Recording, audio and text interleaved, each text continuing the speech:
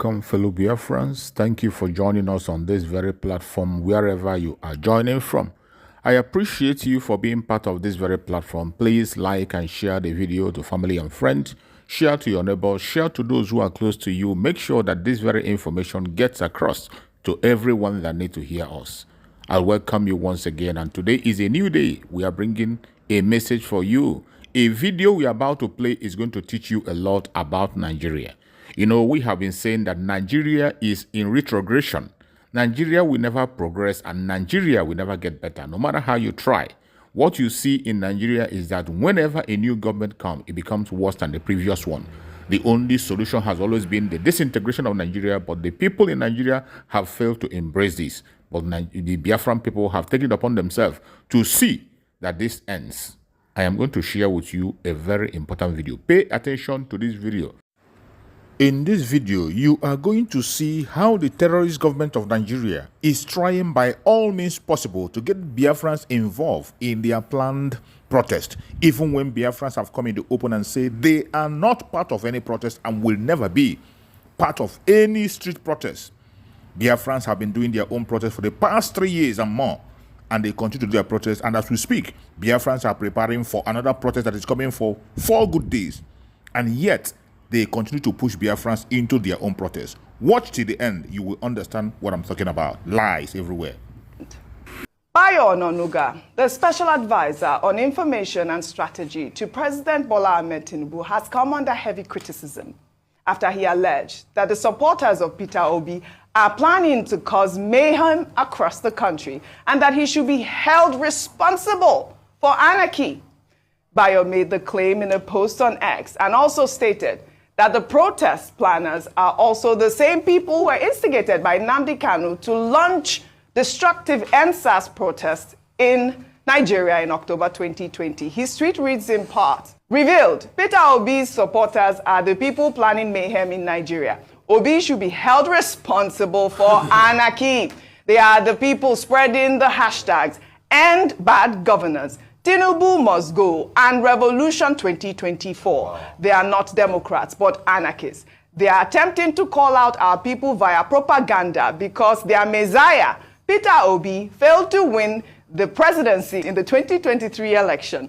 As bad losers, they don't have the patience to wait for another election in 2027. They would rather destabilize Nigeria by staging a civilian coup against President Bola Ahmed Tinubu. Let me take this response from EJ. He wrote, Sir, it is important to acknowledge that Nigerians are experiencing frustration at this time. Yes, there are individuals who will continue to feel discontent after the 2023 election, but that shouldn't be the focus now. The government should prioritize finding solutions to the economic difficulties in the country and show empathy towards the struggles of its people. The Constitution guarantees the right to peaceful protest, which is essential for a healthy democracy. The people should be allowed to do that. Destructive protests, however, I do not support. Well, another user there wrote, he actually posted a video, and I'll play that video, but he wrote, this was Tinubu calling on Nigerians to come out during Jonathan's regime. Let's take a look at that video. But they will forget the other one. That is what they are doing with your money. Not enough that they are stealing from our children tomorrow for lack of investment in education. They are still embezzling the retirement benefit of hardworking Nigeria, including our grandfathers. They are stealing the port, the treasury, not even leaving some coins for us to war with. Let them be out. Out now. All right, that is our president. I was our president in 2014 calling, protests is our fundamental rights. I didn't know.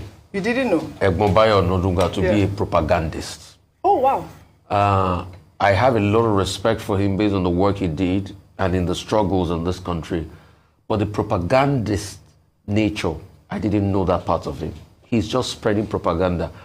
And we would like him to substantiate with empirical facts that is actually Peter Obi camp. And if he doesn't substantiate with empirical facts, Dr. Bati, you're the lawyer, I think he should be sued.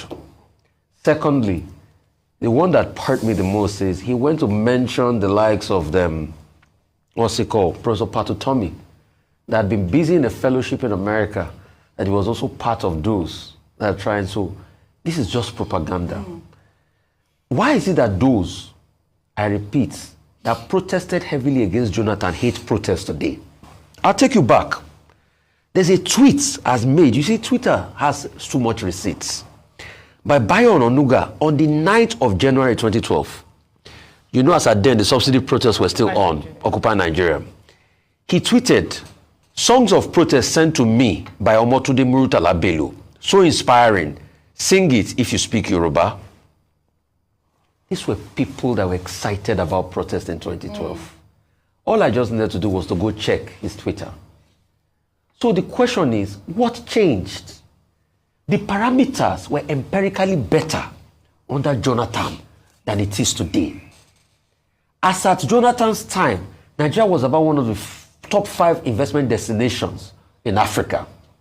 As at Jonathan's time, the economy was well close to 500 billion GDP. Today it has halved to 251 billion GDP. As at Jonathan's time, unemployment rate was not the way it is high today. As at Jonathan's time, we did not have well over 34% inflation. So pound for pound, all the parameters, as at Jonathan's time, if you go and check, the likes of the big companies that are living in Nigeria today were declaring bigger profits. And when they had that protest that they shut this country down for 2 weeks, Oji, nobody died. There was never a time that the military that was stationed around the Ganifawa Emi Square area went to shoot protesters. In fact, the only person that died was the overzealous police officer that shot somebody called Demola around Yaya Baton. That was the only incident we recorded. But look at what happened in NSAS. Look at all of this.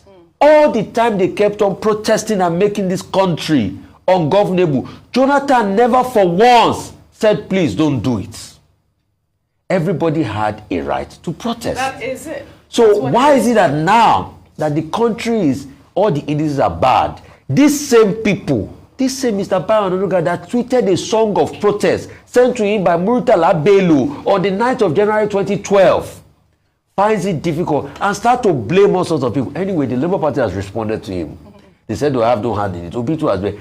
If he has the facts that it's actually Obi, he should bring out the empirical facts. Yeah. If he doesn't, he should be sued. Can't a government spokesman be sued? I mean, that's when Dr. Pati can answer that question. A quick comment from you, and then we'll just take a... In terms of just throwing that line of it's being propaganda, number one, the reason for that protest is that Nigerians, according to reports, want to protest the hardship and the high cost of living. So the question as to where the Mr. Peter Obi conversation comes in is, Mr. Peter Obi increased the price of fuel and the attendant effect on Nigerians. Is it the one that's the determining factor of how much a bag of rice and a bag of gari is in the market? Is it the one that has ensured, that hasn't made the this student loan come to pass? Is it the one that has made transportation costs skyrocket without CNG buses, even though that is an ongoing conversation? So it is almost moving away from the real issues and pointing fingers at what is not. Right. Let them face the real concerns of Nigerians, Absolutely. Which is that Nigerians are suffering a being power.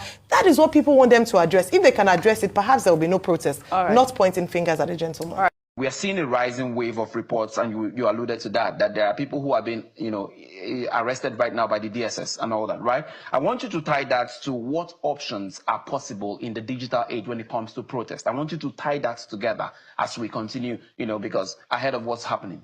I don't have knowledge about what our security agencies, the intelligence or data they're looking at.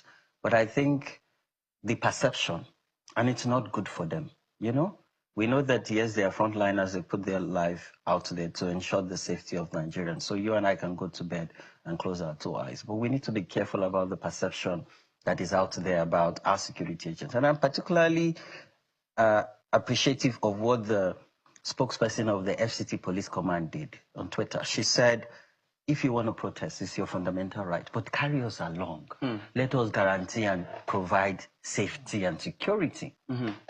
That is awesome. You know, that's how you build confidence, and that's how people would trust into institution and ensure that they're able to provide feedback and provide intelligence.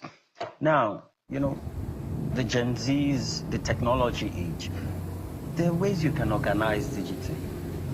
There are ways you can air your grievances, but most importantly, let's see it as a platform to engage, to share ideas and share solutions. And I think this is a call to government, you know? And I say government because the government is our government. We're not talking about Nigeria, and the government is the government of the Federal Republic of Nigeria. The government needs to speak to her people, speak and communicate effectively to her people, and leverage on these digital platforms, which is free, by the way. Talk to young people, because when you look at the digital media, the people who are calling for this protest are mostly young people, and the Gen Z, like we call them. So talk to them, use their platform and the language they understand. Right. And I think the Nigerians are resilient people. If you ask for more, they'll give you, as long as you're honest, you're open, and you're engaging about it. It's really sad and unfortunate that the leadership of the National Assembly is failing, particularly the Senate. And it's quite personal to me because, one, the way he spoke to my senator, it's unacceptable, you know. I'm a constituent of Senator Natasha, and also Senator Ireti, because I pay my tax in Abuja. To those two women, distinguished women, I represented the interests of the Abuja indigents, but also the lady from Kudu. It is really demeaning to have a leader speak to women in that manner. So we need a National Assembly that understands her role, because the role of the National Assembly is to debate and have dialogue, have public hearings where citizens can. Because right now people are saying that government is sort of building a wall between themselves and the people. And that's why you see this agitation, the anger, because when people cannot express themselves, the only way they can is to hit the street. All right. And we're saying that, you know, let's calm nerves down and let's talk to ourselves. Let me give you just 30 seconds. What would be your final word ahead of those who are saying it's time? The best way to say head, you know, we use it to pray. They go help and use that well. And when they don't use that pray, finish. All of us, the gather suffer. Like it is only get some certain people will be suffer. That I remember there was a video I did. I probably will look for that video and attach it. I did that video. I think that was 2022. Where I said voting for Igbo president. No, voting for Peter Obi is not voting for Igbo people. Voting for the most competent, and that there were a lot of people who were like, oh, we show the Igbos, they will not vote Peter Obi, they will show the Igbos. I said, no, if there is any tribe in Nigeria that can withstand any kind of suffering that Nigeria represents, it's the Igbo. Why? They have already seen the wars of Nigeria. The war, they stabbed them. They did not starve and kill how many million people. So they are used to that. They build it. They have tenacity. They build. Is it the one that the one where they don't even get food for house? Where the food where they go eat tomorrow morning, no day inside. Had the met gas to go out and do odd job to feed the house. Now they say one show another place. If one and come out in one day. Even during riot, when they say they do riots from morning to night. By evening, there's no food to eat. They see them. You know when people close shop, there's coffee or you go see everybody go they like say the person they want run mad. Now they say you want to show it. I laugh in 10G because 5G. I know 5G. I laugh in. I know I laugh in this but I laugh in 10G. Let me laugh again. Anyway, let me go to. Thank you so much for watching the program. I appreciate you for your patience to watch from beginning to end. I hope you have learned a lot from this very program that I just played, this video. Please like and share the video. Share to all platforms. After sharing the video, now you can go to the comment section and put down your comments. Whatever suggestions, contributions you have to make, what do you think about the video I just played? go to the comment section and put your comment. I will go to the comment section, and I bet you I am learning a lot from there, and you can equally learn from there. Let us share our experience on that comment section. Thank you so much, and stay blessed. Don't forget to share, and we continue to bless you as you share. Biafra government, peace, progress, unity, and equity. We move.